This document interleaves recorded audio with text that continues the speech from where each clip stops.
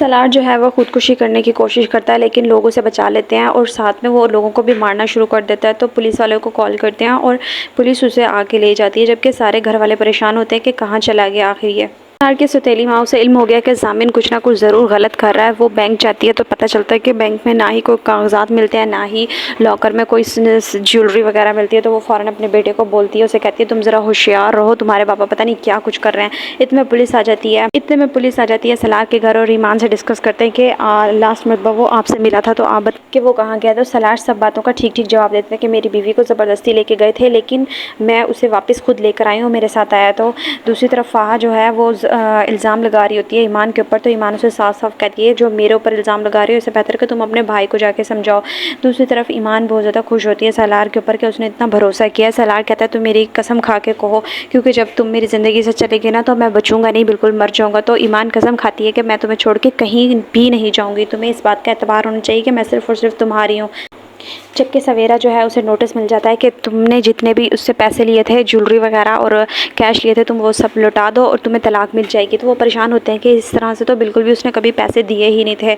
अब जो जैन है वो ज़ामिन के साथ मिल चुका है, उसके ऑफिस आता है। तो इतने में सलार एक मीटिंग अरेंज करवाते हैं। तो वहाँ पे सब कुछ जो होता है वो सलार के कब्ज़े में आ जाता है, लेकिन ज़ामिन जो है मुँह देखता रह जाता है कि उसके हाथ में कुछ नहीं आता। तो ज़ामिन गुस्सा करता है कि तुम सब ने जो पार्टी बदली तुम सबको देखूंगा, मैं छोड़ूंगा नहीं किसी को भी। और ऑफिस जाता है तो वहाँ पे जैन बैठा होता है। तो जैन कहता है कि तुम चाहे जिस मर्ज़ी के साथ हाथ मिला लो, लेकिन तुम देखो तुम्हारी जो बीवी है ना उसके दिल का सिर्फ मैं ही जानता हूँ। तो इस बात पे सलार को बहुत गुस्सा आता है। वो कहता है कि तुम यहाँ से चले जाओ, क्योंकि मैं तुम्हारी इज़्ज़त करता हूँ, तुम्हारे साथ कोई और भी रिश्ता है। सामी ने एक बार फिर अपने सारे बच्चों समेत और अपनी बीवी को अपनी तरफ कर लिया, जबकि शक वाली सारी बातें ख़त्म कर दी हैं। जो उसका छोटा बेटा अदनान है वो उसे समझाता भी है कि माँ आप सलार के ऊपर एतबार ना करके बहुत बड़ी गलती कर रही हैं, आपको देखना ज़रूर आपको देखने को मिलेगा। ज़ामिन और उसके घर वाले बैठे होते हैं सब इकट्ठे होकर। तो अदनान साइड ले रहा होता है कि सलार भाई बहुत अच्छे हैं। तो वो कहता है कि तुम सब यहाँ से निकल जाओ। इतने में सलार आ जाता है। वो कहता है कि ये घर मेरा है, तो यहाँ पे कौन रहेगा कौन नहीं इसका सिर्फ मैं वो कर सकता हूँ। ऑफिस के सारे मामलात को सलार बहुत अच्छे से निभा रहा होता है।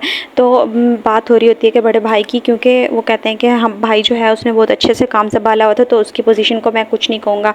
सवेरा के केस के लिए जब वो कोर्ट आते हैं तो वहाँ पे जैन को नज़र आता है। तो समझाने के लिए ईमान जाती है, लेकिन वो बहुत ही गलत बातें करता है।